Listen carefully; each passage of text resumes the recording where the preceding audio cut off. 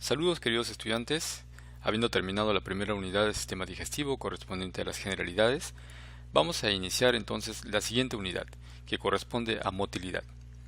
Y en esta primera oportunidad vamos a hablar acerca de los principios de la motilidad gastrointestinal, que van a sentar las bases de los mecanismos fisiológicos más importantes para explicar cómo es la motilidad en cada segmento del tubo digestivo. Bien, como logro de esta sesión, tenemos que el alumno al final de la misma es capaz de explicar y comprender los principales mecanismos de la motilidad gastrointestinal. Para eso vamos a recordar un poquito acerca de lo que ya hemos estudiado, la pared del tubo digestivo. Recordemos entonces que la pared del tubo digestivo tiene 4 capas. La primera es la mucosa, la segunda es la submucosa, la capa muscular propia y la serosa o adventicia.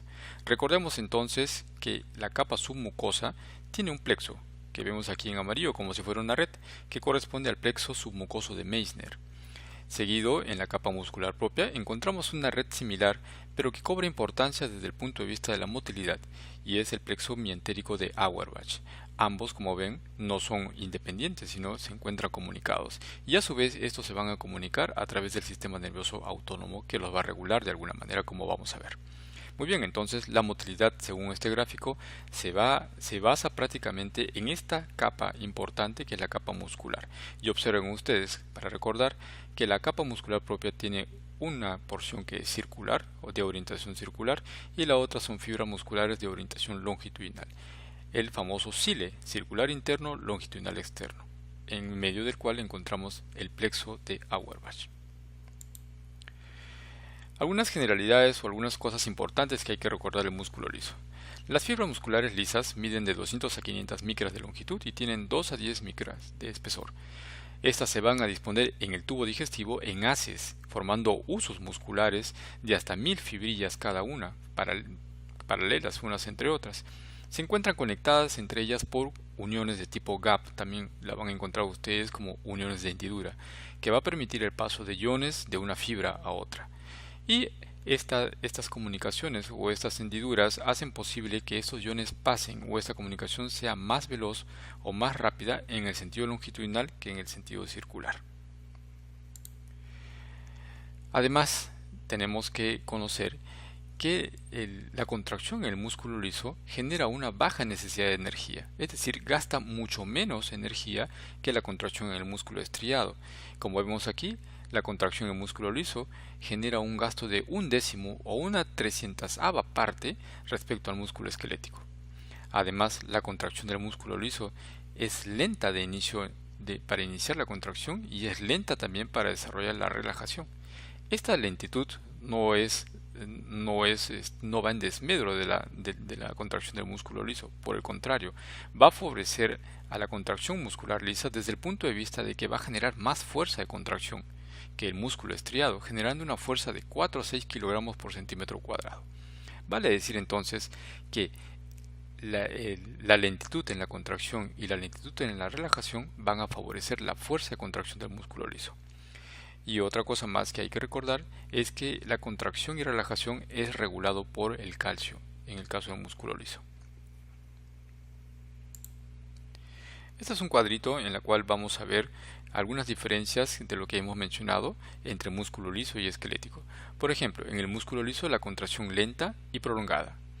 El ciclado, es decir, la unión de las cabezas de miosina con lactina, son lentos y los puentes cruzados se mantienen más prolongadamente unidos.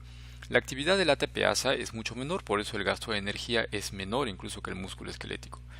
Y la fuerza máxima de contracción también resulta ser mayor que en el caso del músculo esquelético, como hemos visto, es de 4 a 6 kilogramos por cada centímetro cuadrado.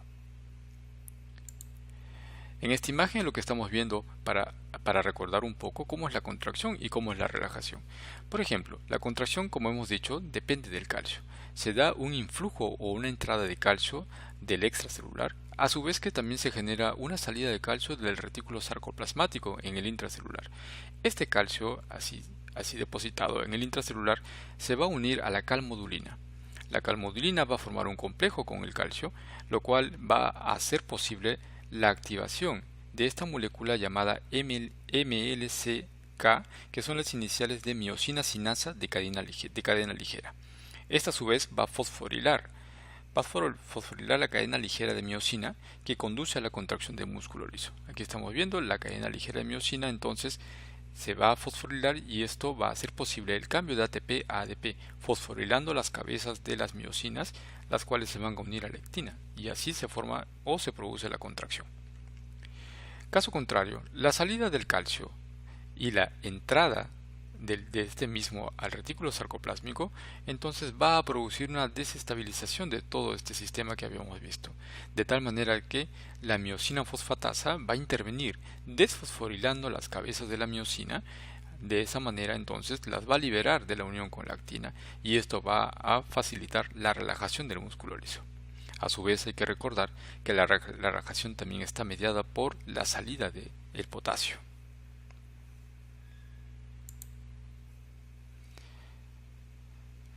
En esta imagen estamos viendo cómo es la inervación. Lo que observamos aquí es que los extremos terminales de las fibras nerviosas no tienen ramificaciones como sí lo podemos observar en el músculo esquelético. Por el contrario, o a diferencia de este último, va a presentar estas estructuras que vemos aquí, que son varicosidades, llamadas las varicosidades, que se encuentran a lo largo de los ejes de estas fibras, donde se van a hallar vesículas similares a la placa terminal que contienen sustancias que van a funcionar o sustancias neurotransmisoras. En ese esquema vemos lo mismo, en el cual estamos viendo estas varicosidades y estas sustancias que son liberadas, estos neurotransmisores que son liberadas a este uso muscular. Vemos aquí un conjunto de fibras musculares que están unidas unas con otras, vemos las flechas negritas, están unidas a través de uniones gap. Estas uniones entonces van a permitir el paso de iones, de tal manera de que no es necesario que la inervación se introduzca dentro de las fibras o entre las fibras, es suficiente que se presente en la superficie, de tal manera que la liberación de los neurotransmisores hace posible el estímulo de la superficie de este uso muscular y la transmisión del impulso se da a través de la transmisión de iones a través de estos canales GAP. La motilidad entonces, en resumen, se da gracias a la contracción y relajación de las paredes y no solamente de las paredes musculares, sino también vamos a ver contracción y relajación de los esfínteres a lo largo del tracto gastrointestinal. La función entonces de la motilidad es desmenuzar, fragmentar y mezclar el contenido alimenticio. Lo prepara entonces para la digestión y la absorción. Asimismo, una de las funciones importantes que tiene es impulsar el contenido alimenticio a lo largo del tubo digestivo, y este impulso lo hace desde la región oral hasta la región anal, es decir, céfalo-caudal. No existe un movimiento que sea caudocefálico o de la región caudal a la región cefálica, y esto es lo que explica o será explicado más adelante como uno de los principios importantes en el sistema digestivo.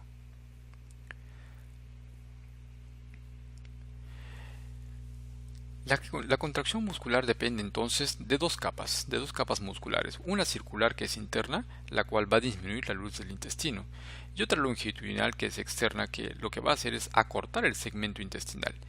Toda la capa muscular, entonces, a lo largo de todo el tubo digestivo está formada por músculo liso, sin embargo esto tiene excepciones. La faringe, por ejemplo, es una excepción, la porción proximal del esófago y el esfínter anal, los cuales van a poseer músculo esquelético a diferencia del resto del tubo digestivo. Normalmente existe un potencial, al igual que todas las células, un potencial de reposo, un potencial de membrana, que oscila entre menos 50 y menos 60 milivoltios. En el caso del músculo liso, esto es un promedio de menos 56 milivoltios. Este potencial se hace menos negativo, es decir, se aproxima o se eleva en un eje vertical, se hace menos negativo o excitable. Es decir, que cuando menos negativo se hace, entonces a eso le hablamos del estado de excitabilidad.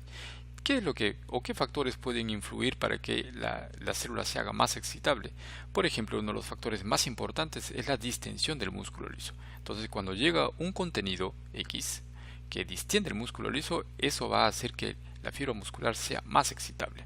El estímulo de la acetilcolina por terminaciones parasimpáticas o las hormonas gastrointestinales, muchas de las cuales ya hemos estudiado. El potencial, por el contrario, se hace más negativo, es decir, se profundiza en un eje vertical o también menos excitable frente a la adrenalina, noradrenalina, es decir, en resumen, al estímulo simpático.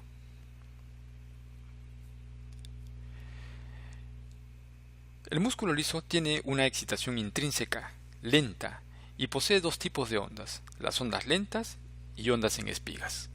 Las ondas lentas solo están presentes en el tracto gastrointestinal. Son cambios lentos y ondulantes del potencial de reposo. Ese potencial de reposo que hemos mencionado, que es menos 56 milivoltios, entonces tiene oscilaciones lentas y que son rítmicas y periódicas. A esas oscilaciones lentas que no llegan a transformarse en un verdadero potencial de acción, vamos a llamarles ondas lentas. Entonces, no son potenciales de acción. Recordar, esto es muy importante, las ondas lentas no son potenciales de acción, solamente son oscilaciones que conforman despolarizaciones y repolarizaciones sin llegar a generar un potencial de acción. En la fase de despolarización de la onda lenta, entonces, esta se acerca al umbral eléctrico, mientras que en la fase de despolarización, en la fase de repolarización, entonces se aleja más del umbral eléctrico.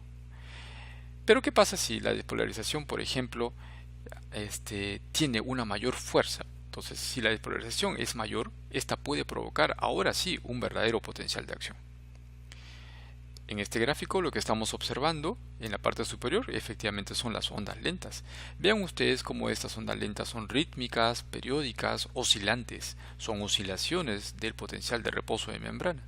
Pero ¿qué sucede cuando estas oscilaciones alcanzan una mayor excitabilidad? O sea, son más excitadas o más estimuladas. Entonces supera o llega hasta el potencial umbral generando estas ráfagas de contracción, estas ráfagas de potenciales en la parte superior o en la meseta de las ondas lentas. Esto es lo que se traduce en la contracción. Entonces ha superado el potencial umbral y ha generado un potencial de acción que se traduce en contracción muscular.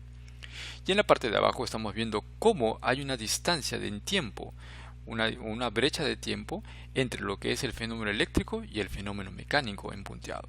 Es decir, primero se da el fenómeno eléctrico y después de un tiempo se da el fenómeno mecánico. Ese es el retraso de lo cual hablábamos, tanto un retraso en la despolarización como en la repolarización, de tal manera que ese el mayor tiempo que ocupa el músculo liso en contraerse y relajarse, mantiene mayor tiempo unidas también las cabezas de miosina con la actina, generando una mayor fuerza de contracción a comparación del músculo esquelético.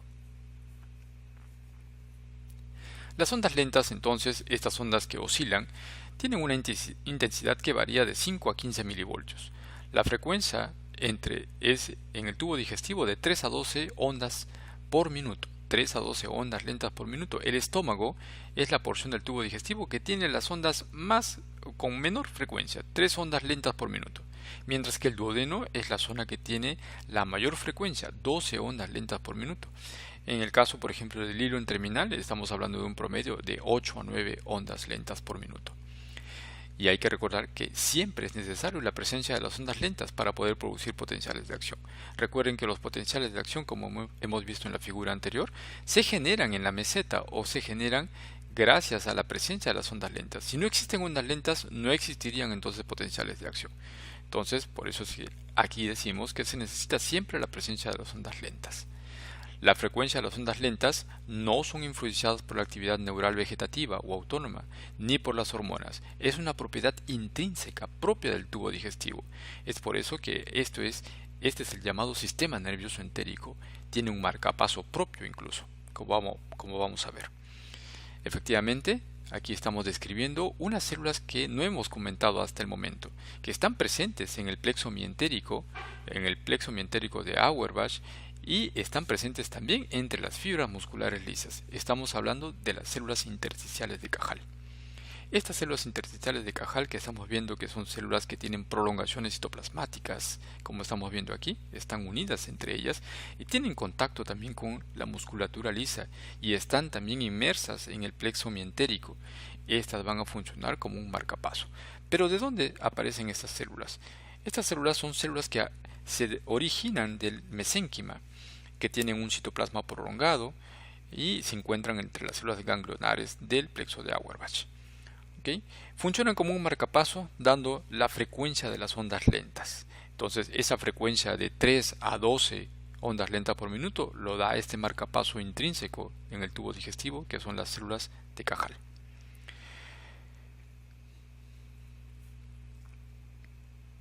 En este gráfico estamos viendo entonces aquí en negro estamos viendo las ondas lentas. Vemos cómo son ondas que están oscilando alrededor del potencial de reposo de membrana. Sin embargo, cuando existe un mayor estímulo, vamos a ver que estos potenciales, estas ondas lentas alcanzan mayores niveles por estímulo o por excitabilidad. Cuanto más alto es el nivel, entonces superan el potencial umbral, y al superar el potencial umbral producen esta ráfaga de despolarización. ¿Okay? Cuanto más alto, cuanto más estímulo hay, entonces las ráfagas o estas espigas serán de mayor frecuencia. Esta es la fase entonces de despolarización, mientras que la fase por debajo de las ondas lentas corresponde a la fase de hiperpolarización. ¿Quiénes estimulan entonces a esta formación de espigas que se traducen en potenciales de acción?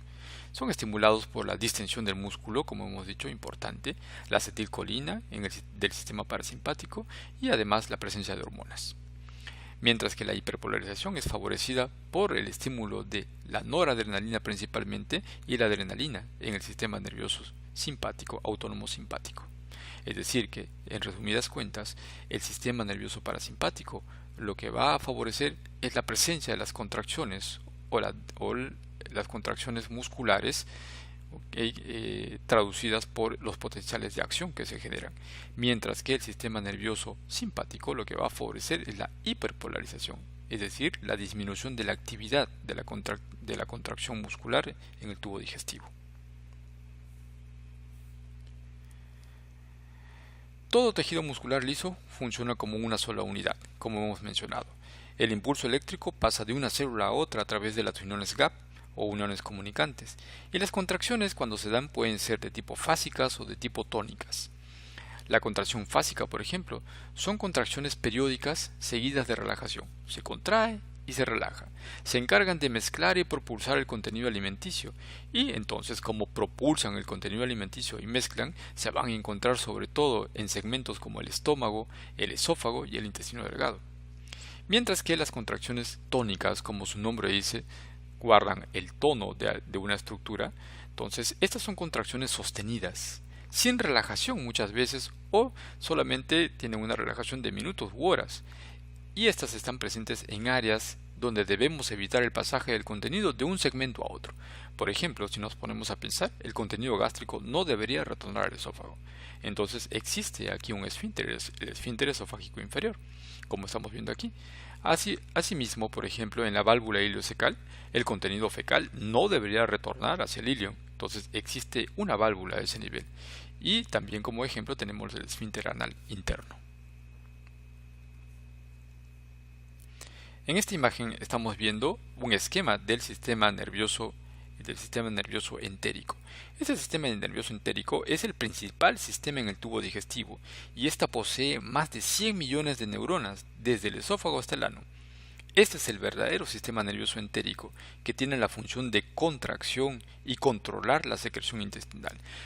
Contracción porque estamos hablando del plexo mientérico de Auerbach, y será control de la secreción, y no solamente de la secreción, sino también controla el flujo sanguíneo a nivel de la submucosa, y estamos hablando del plexo submucoso de Meissner. Mientras el plexo mientérico tiene que ver con los movimientos, entonces el plexo submucoso en resumen tiene que ver con la regulación de la secreción y regulación del flujo sanguíneo. Aunque el sistema entérico funciona con independencia del sistema autónomo, puede activar o inhibir las funciones gastrointestinales. Se observa además la presencia de fibras sensitivas desde la mucosa intestinal, como estamos viendo aquí, que producen aferencias a los plexos o a la médula o al tronco cerebral. Estas aferencias, como estamos viendo, sensitivas, que son estímulos que se producen a nivel de la mucosa, envían información al plexo de Meissner, envían información al plexo de Auerbach, o envían información más arriba hacia la médula espinal o al tronco encefálico, para que estos regresen como respuestas, estimulando la secreción o inhibiendo la secreción, o estimulando la secreción de hormonas a este nivel.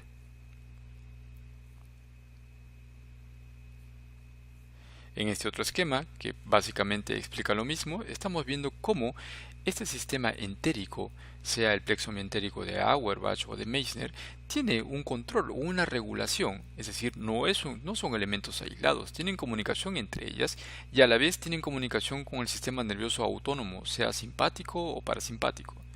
Si es simpático, entonces miren, principalmente lo que van a llegar son fibras postganglionares, y si es sistema parasimpático, las fibras que van a llegar principalmente son fibras preganglionares.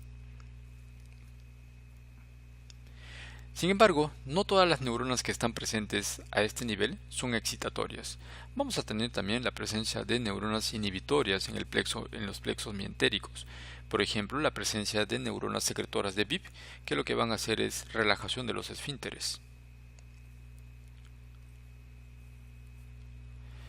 Esto es para recordar un poco del control autónomo que estábamos hablando. Entonces tenemos hasta ahora un sistema nervioso entérico, que está representado por los plexos de Meissner y Auerbach, que es propiamente el tubo digestivo, y un sistema nervioso extrínseco que los regula, el sistema nervioso autónomo, sea parasimpático o simpático. Recordemos entonces aquí la médula espinal, tiene sus segmentos y de cada segmento, por ejemplo, van a nacer de las partes craneal y sacra las fibras que son de tipo parasimpáticas, mientras que de las porciones toracolumbares nacerán las fibras que son de tipo simpáticas. Entonces, en el gobierno del tubo digestivo, un importante par craneal de todas las que estamos viendo aquí es el 10º par craneal o nervio vago. Como estamos viendo, el nervio vago prácticamente inerva gran parte del tubo digestivo, y el nervio vago entonces va a inervar la parte del músculo estriado del esófago, la pared del estómago, el intestino delgado y el colon ascendente. Mientras que los nervios pélvicos desde S2 a S4 van a inervar entonces el colon transverso, el colon descendente, sigmoides y músculo estriado del canal anal externo. Mientras que en la parte que corresponde al sistema nervioso simpático, vamos a ver que estos en el tubo digestivo tienen que ver desde T5 hasta L2. Sus fibras van a llegar y van a llegar primero a unos ganglios que están presentes a este nivel. Por ejemplo, aquí estamos viendo el ganglio celíaco, el ganglio mesentérico superior, mesentérico inferior, el ganglio hipogástrico. Llegan las fibras entonces, estas fibras preganglionares a los ganglios, hacen su relevo aquí y salen las fibras postganglionares. Dicho de otra manera entonces, el sistema nervioso parasimpático, prolonga sus neuronas o sus fibras nerviosas, y son las fibras preganglionares las que llegan al tubo digestivo. ¿Dónde se encuentran entonces los ganglios? Se encuentran justamente en los plexos nerviosos mientérico y el plexo de Meissner. Ahí se encuentran los ganglios a donde van a llegar las fibras. Por eso se llaman fibras preganglionares y son fibras más prolongadas, ¿no es cierto?, más largas. Mientras que el sistema nervioso simpático hace relevo primero los ganglios que están fuera del tubo digestivo que hemos mencionado, y luego salen las fibras postganglionares que van a llegar recién al tubo digestivo. Entonces es una diferencia estructural que hay que recordar. Este esquema resume prácticamente todo lo que hemos mencionado hasta el momento. Primero nos ubicamos, tenemos aquí la pared intestinal, tenemos el músculo longitudinal externo, el músculo circular interno, entre el circular y el longitudinal el plexo mientérico de Auerbach. Esto sería la submucosa, ahí está el plexo submucoso de Meissner, y esto es la mucosa. Entonces en la mucosa, ¿qué vamos a encontrar? Células endocrinas, células secretoras. Vean ustedes que hay el control del sistema nervioso autónomo parasimpático y simpático. Entonces aquí, en el parasimpático habíamos mencionado cómo las fibras, las que llegan, son las fibras preganglionares. Preganglionares, están antes del ganglio. ¿Dónde está el ganglio? Aquí está, en el plexo mientérico y en el plexo submucoso. Llegan entonces a los ganglios y el neurotransmisor por excelencia es la acetilcolina. Una vez que llegan a esos ganglios de relevo, salen fibras que van a ir a los músculos longitudinal, circular, incluso van a ir al plexo de Meissner, y del plexo de Meissner van a salir fibras que pueden ser incluso colinérgicas o peptidérgicas. Recordemos entonces que las fibras peptidérgicas lo que van a liberar son péptidos intestinales. Entonces estas fibras colinérgicas o peptidérgicas que al final llegan sean a los músculos o a las células endocrinas y secretoras, estimularán entonces tanto la contracción como la secreción de sustancias a nivel de la mucosa. Entonces, en resumen, El sistema nervioso parasimpático lo que hace es favorecer la liberación de sustancias y favorecer la contracción muscular. Mientras que, por otro lado, el sistema nervioso simpático, a través finalmente de la noradrenalina, que es lo que va a producir finalmente, entonces lo que va a producir es un efecto inhibidor. Vean ustedes cómo las fibras simpáticas llegan primero a un relevo, a un ganglio simpático, por ejemplo el ganglio celíaco, y lo hacen a través de la acetilcolina como neurotransmisor. Lo que llega a los plexos mientérico y al plexo submucoso son fibras postganglionales. Vean ustedes la fibra postganglional cómo llega al plexo mientérico de Auerbach, ¿okay? O si no, parten fibras que van a estimular directamente a la capa muscular o van a llegar directamente hasta la mucosa. Entonces, estas conexiones que existen a diferentes niveles tienen como neurotransmisor a la noradrenalina. Esta noradrenalina entonces va a funcionar, como hemos mencionado, como un inhibidor de la función gastrointestinal, inhibiendo la contracción muscular e inhibiendo la secreción de esas células endocrinas y secretoras. Entonces, gracias o debido a este sistema de conexión entre el sistema entérico y el autónomo, se dan los llamados reflejos gastrointestinales. Estos reflejos pueden estar dentro de la pared abdominal o pueden ser reflejos que parten del tubo digestivo hacia otras estructuras. Por ejemplo, dentro de la misma pared abdominal tenemos los reflejos que controlan la secreción, reflejos que controlan el peristaltismo o el movimiento de mezcla, o también pueden ser reflejos inhibitorios. Los reflejos del intestino hacia los ganglios simpáticos prevertebrales. Estos reflejos, por ejemplo, permiten dar señales que al final se van a transformar en reflejos gastrocólicos, por ejemplo. El reflejo gastrocólico, que lo que va a pasar es que todo elemento que distienda el estómago, es un reflejo de distensión, va a producir una contracción del colon. ¿Okay? Es el reflejo gastrocólico que está bien desarrollado, bien notorio, sobre todo en los recién nacidos. Tenemos el reflejo enterogástrico, la cual lo que busca es inhibir la motilidad y la secreción gástrica. Es decir, llega el elemento o el contenido al intestino y éste envía un reflejo al estómago para inhibir la motilidad y la secreción del mismo. O puede ser un reflejo cólico-ilial, en la cual el contenido llega hacia el colon y envía una señal al ilion para que disminuya o enlentezca el vaciado desde el tubo digestivo o desde esta región del ilion al colon. Los reflejos también pueden darse del intestino a la médula o al tronco cerebral. Estos, por ejemplo, pueden partir del estómago y el duodeno y lo que van a llevar es un control motor y secresor, control de la motricidad y de la secreción. Los reflejos pueden ser, por ejemplo, por dolor. Esos reflejos por dolor que van hacia la médula o el tronco cerebral van a regresar como estímulos inhibitorios de la función gastrointestinal, ¿no? Todo dolor entonces va a llevar a una inhibición de la función gastrointestinal. Tenemos reflejos, por ejemplo, que parten del colon y el recto y estos van a la médula. Regresan como reflejos de contracción, fuertes contracciones del colon para la defecación. No solamente contracciones del colon, sino también de los músculos abdominales, recordando que los músculos abdominales entonces ante la contracción de los mismos van a favorecer la defecación, por ejemplo, ¿no? Este es un cuadrito que ya ustedes han revisado en la primera parte, en la cual vimos los péptidos reguladores gastrointestinales. Recuerden ustedes que los 4 principales péptidos, la gastrina, colecitoquinina, la secretina, el péptido neogástrico, por ejemplo, que está aquí, estudiamos cada una de ellas. Vemos que cada una de ellas tiene cierta participación en la secreción y en la contracción. Por ejemplo, la colecitoquinina, habíamos estudiado que es importante para la contracción, por ejemplo, de la vesícula biliar. La gastrina, importante para la secreción de ácido gástrico. La secretina, importante para la secreción de bicarbonato. Y aquí encontramos un nuevo elemento, la motilina. La motilina, que es estimulado por alimentos grasos, por ácidos, por ejemplo, que son producidas por células en el duodeno y el yeyuno, y lo que van a estimular es la motilidad gástrica y la motilidad intestinal. Pero esta motilidad gástrica e intestinal tiene una particularidad. El estímulo en la motilina se da principalmente entre periodos digestivos. Por eso es que gracias a esta motilina se va a dar origen al llamado complejo mioeléctrico interdigestivo. Como su nombre dice, interdigestivo, es un complejo de contracción que recorre todo el estómago y el intestino delgado barriendo todo residuo que haya quedado y se da cada 90 minutos. Entonces, y se da en los periodos interdigestivos o en ayunas. Entonces, ¿cuál es el elemento o cuál es el péptido que se encuentra incrementado en ayunas? Entonces la respuesta sería la motilina, que tiene esa función de barrido desde el estómago y todo el intestino delgado, básicamente.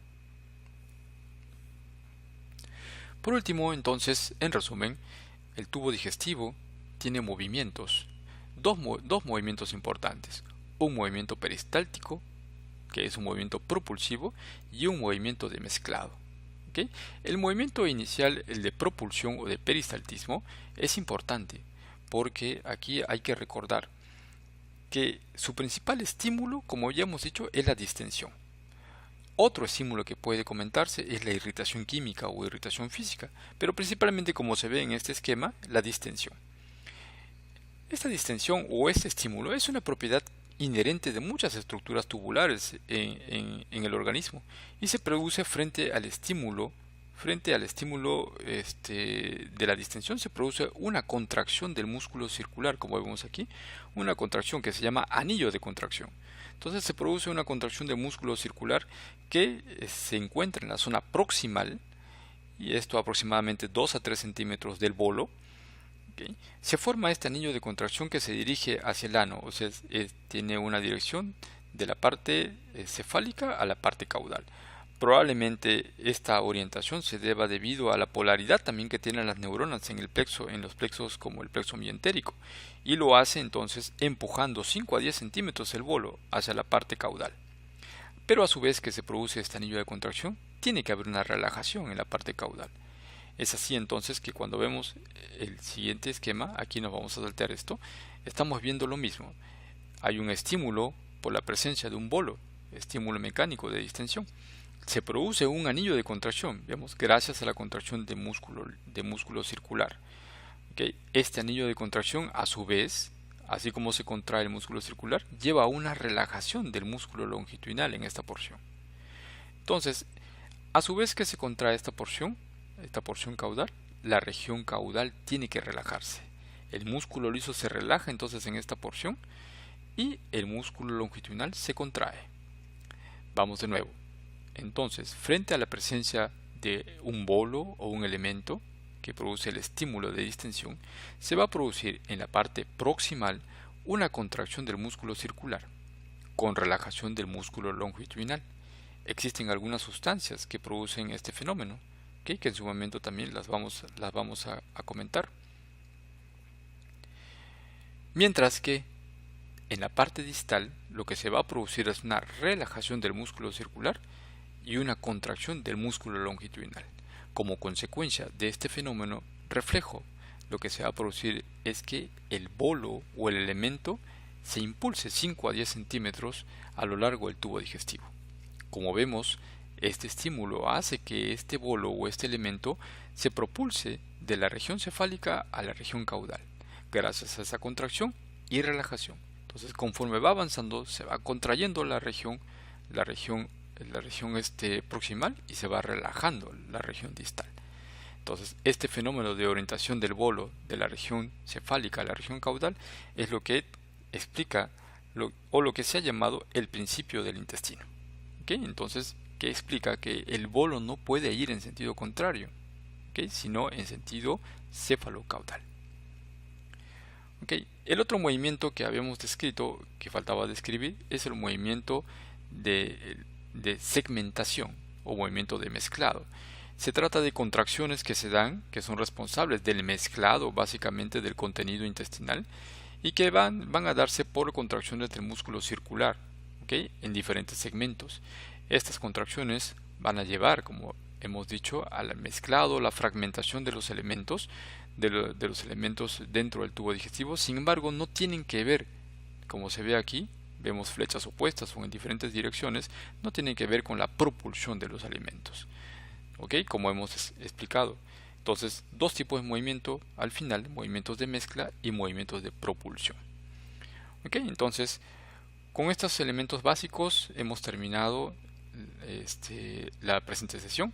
Espero que haya sido de su provecho y nos estamos viendo en la práctica para comentarios adicionales. Muy bien, entonces nos quedamos aquí. Mucha suerte y muchas gracias por su atención.